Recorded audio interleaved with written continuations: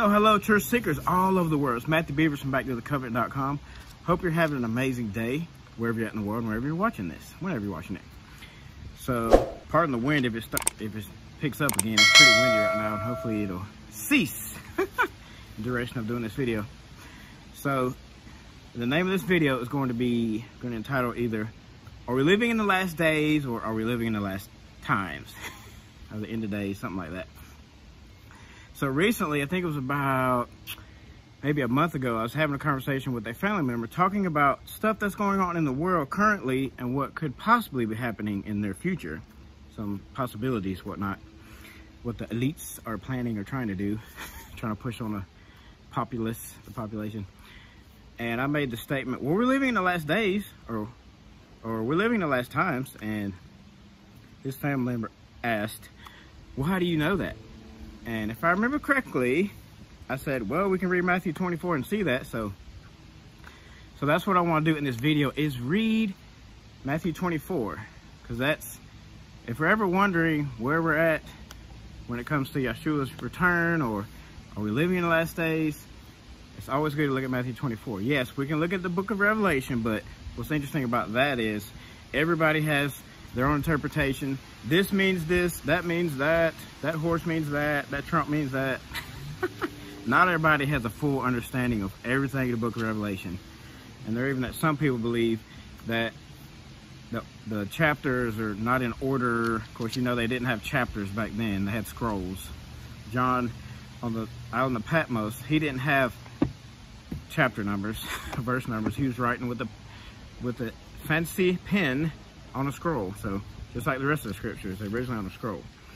So I'm going to jump right into it, and we see some of Yeshua's words talking about the end of days. Matthew 24, verse 1. And I'm going to do things differently with this. Normally I'll do my videos, they're highly edited. You can read the scripture on the screen. I'm going to do things differently because I have my handy dandy ISR scriptures. I'm just going to read to you and then talk about it, whatever I believes me to say. So Matthew 24, verse 1. And going out, Yeshua went away from the set-apart place, and his taught ones came near to point out to him the buildings of the set-apart place. And Yeshua said to them, do you not see all these? Truly I say to you, not one stone shall be left here upon another, at all which shall not be thrown down. As he sat on the Mount of Olives, the taught ones came to him separately, saying, say to us, when shall this be? And what is the sign of your coming and the end of the age? So I have some index cards again. I want to flash really quickly, since I got to the question where the disciples were asking him, what is the sign of your coming and the end of the age? So I'm going to show these index cards real quick. Hopefully they don't get blown away by the wind. So we have this one. A lot of people say, oh, that's a conspiracy theory. I have to say about that is you need to wake up, because it's already happening. This is not in its full manifestation. Because if you look and do the research on it, it's scary in its full manifestation. But it's already started. They used this health crisis to start this. And the second one goes hand in hand with that one. They're doing this on purpose, which will lead to this. Now I can probably talk about this one and get away with it. The video won't get taken down. So hyperinflation is not here yet. Inflation is already here. If you pay attention, when you go to the gas station, the grocery store, you trade any of your dollars for goods, you realize prices are way up. Do I need to say the word lumber? Anybody that's building a house or works on houses, is a carpenter, leave a comment and share your pain when you go to buy lumber every time. It's insane how much it is. And there's a lot of prophecies about that happening. So there is that. Now this one I will not say out loud, because they will take a video down like boom. But so this is the only one out of everything that I will show out of these 5 index cards, the topics, that hasn't happened yet, but they're talking about it. And even they're trying to push it in very Democrat or liberal states like New York and California. And I think they've already, to some degree, started that in New York. And that one's very scary. Basically, if you can't prove that you have that, you cannot go to the store or function in society. Now this one, this one has passed under the new administration. And it is abominable, it is sinful, it's very much against scripture. This shows where we're at in the world. I mean, if you're fighting for this, come on. You're fighting for abominable sin. I'm not gonna go, I mean, I don't even need to discuss that one. Like, it's easy to look in the New or Old Testament to show how that's sinful and abomination. Now this one's very interesting. Now this one, oh man, I don't know how long this has been going on, but it's been going on for years. And so I'm going to, after I put this card down, I'm going to show some screenshots that I took earlier when I was doing research for this video, and I was just looking through. So normally these are in person. I could probably say this is not allowed to in this, all right, but you can read. So I would highly suggest you do some research on the interfaith services. Go ahead and say it. So I was doing research and I was taking some screenshots, and after talk about this, I'm going to show those screenshots and just let them speak for themselves. Normally they're run by the Pope and the Catholic Church. That should tell you something. All right, so check out these screenshots.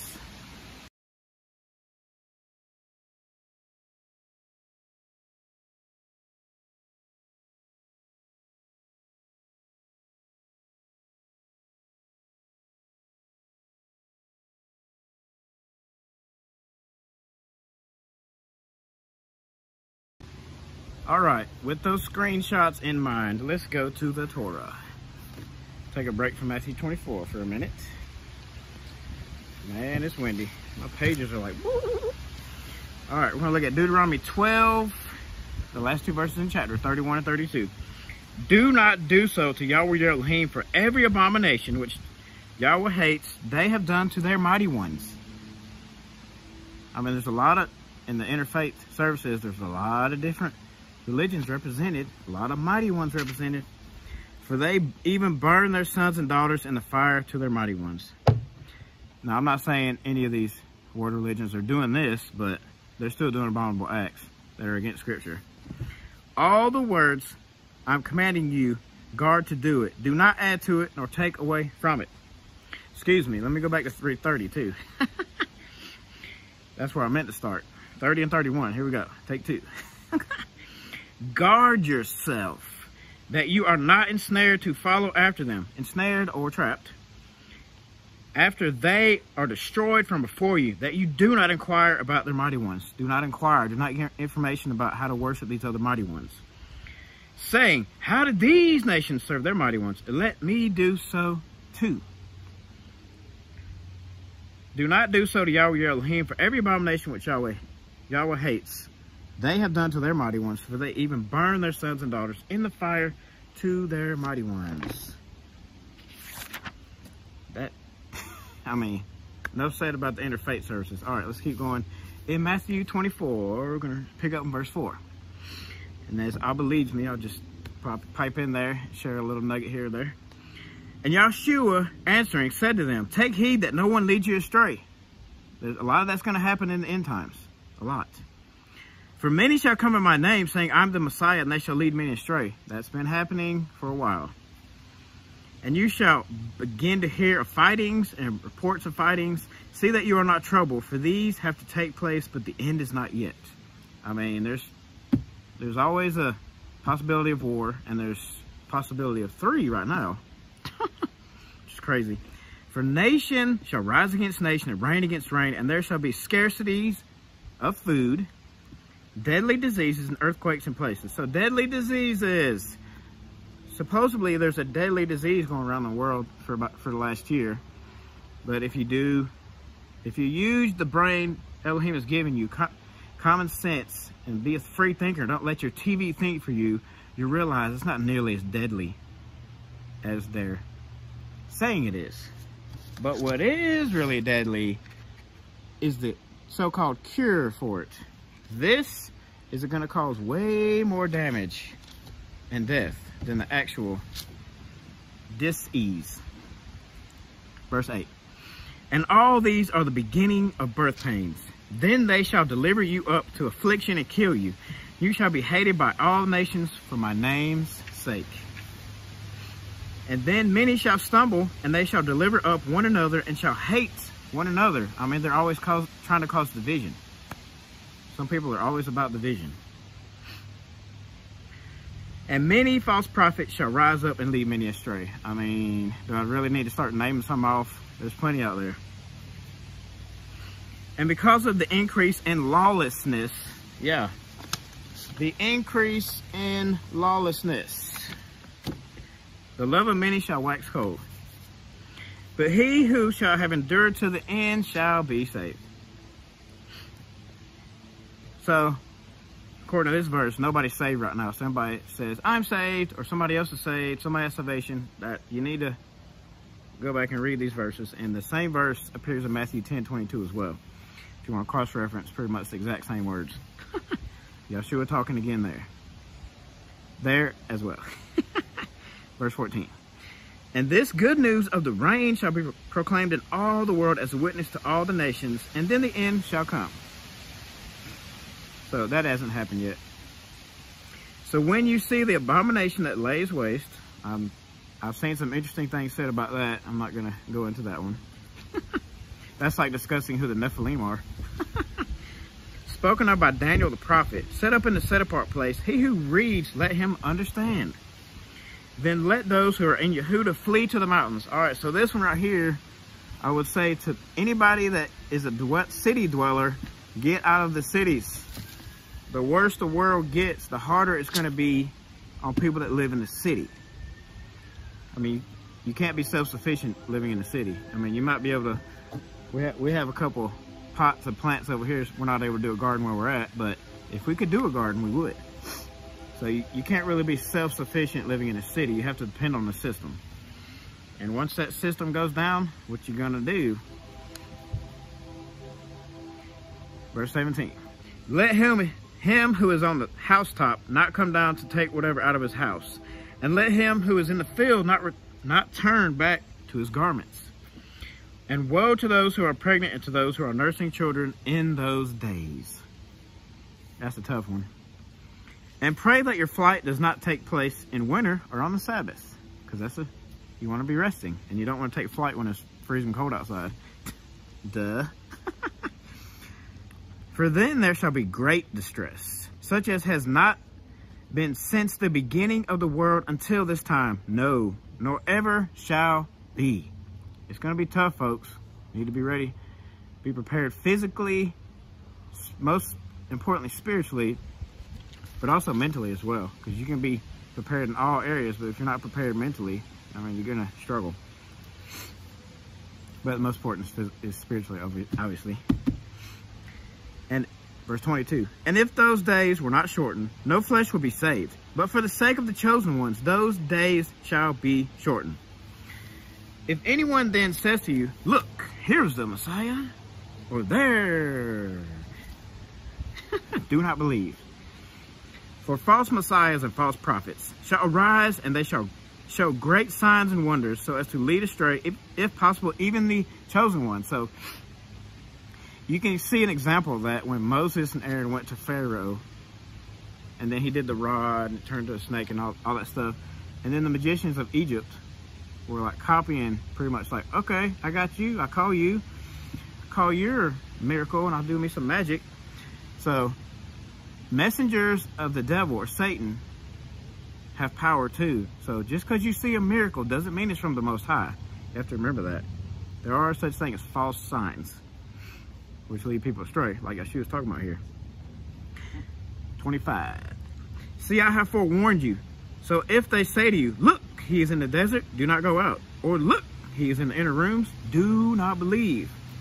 For as the lightning comes from the east and shines to the west, so also shall the coming of the Son of Adam be.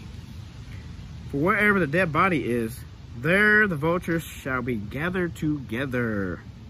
And immediately after the distress of those days, the sun shall be darkened, and the moon shall not give its light, and the stars shall fall from heaven. Obviously, you can, at night, you can look out and see the stars, so everything in this chapter hasn't come to pass, but some of it has. And the powers of the heavens shall be shaken. And then the sign of the son of Adam shall appear in the heaven, and then all the tribes of the earth shall mourn, and they shall see the son of Adam coming on the clouds of the heaven with power and much esteem. Obviously, he hasn't come back yet. And he shall send his messengers with a great sound of a trumpet, and they shall gather together his chosen ones from the four winds, from one of the ends of the heavens to the other. And learn this parable from the fig tree. He loved talking in parables. When its branch has already become tender and puts forth leaves, you know that the summer is near. I mean, the summer is near. I mean, this might never happen, but it sure looks like it is. I hope it doesn't, but I mean, I can't go to the grocery store because I haven't got that. I mean, I'm not taking that junk. It's evil. Verse 33. So you also, when you see all these, know that he is near at the doors. He's knocking. Truly I say to you, this generation shall by no means pass away until all this takes place. The heaven and the earth shall pass away, but my word shall by no means pass away. Oh, man. Even Matthew 5:17 hasn't passed away. This verse is very interesting. I've always found this verse interesting. Verse 36. But concerning that day and the hour, no one knows, not even the messengers of the heavens, but my Father only. The Messiah don't even know when he's coming back, folks. According to his own words. Only Abba Yahweh knows. And as the days of Noah, so also shall the coming of the Son of Adam be. I just did a video talking about that. I would highly suggest you check that out. It's on this End Times playlist. Should be the first one, I believe, since this will be the third one. That's a good video too. It goes hand in hand synergistically with this video. Verse 38. For as they were in the days before the flood, eating and drinking, marrying and giving in marriage, until the day that Noah entered into the ark. And they did not know until the flood came and took them all away. So also shall the coming of the Son of Adam be. Then two shall be in the field, the one is taken and the one is left. Two women shall be grinding at the mill, and one is taken away, one is left.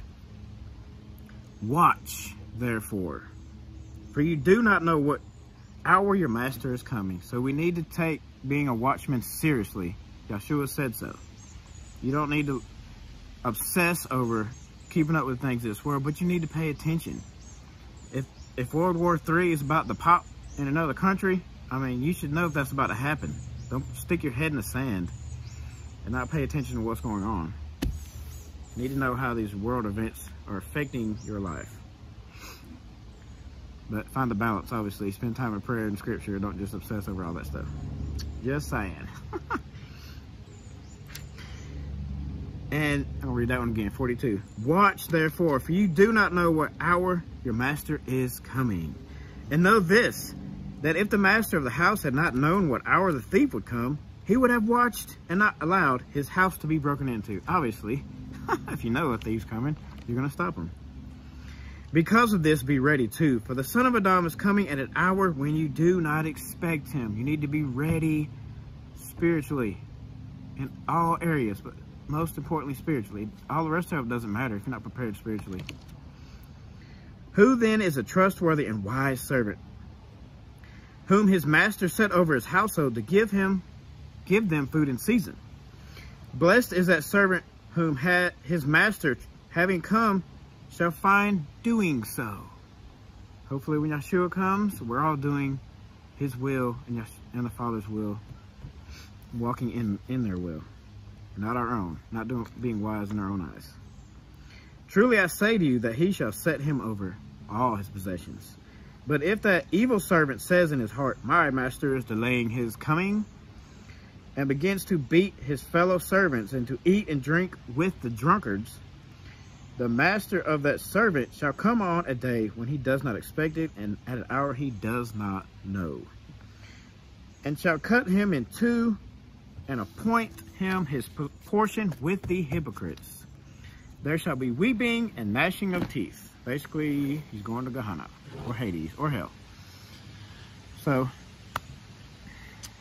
if we're ever wondering, like, how close are we to Messiah's second coming, I will point you to Matthew 24. Check it. So what's your thoughts? Do you think we're in the last days? Do you think we're close to Yeshua's return? If we are, how close do you think we are? It's a very interesting chapter and interesting topic. So, hope this video was a blessing. Like I always, when I remember to say it at the end of my videos, get your scriptural shovel out and keep digging into the Most High's word. Shalom.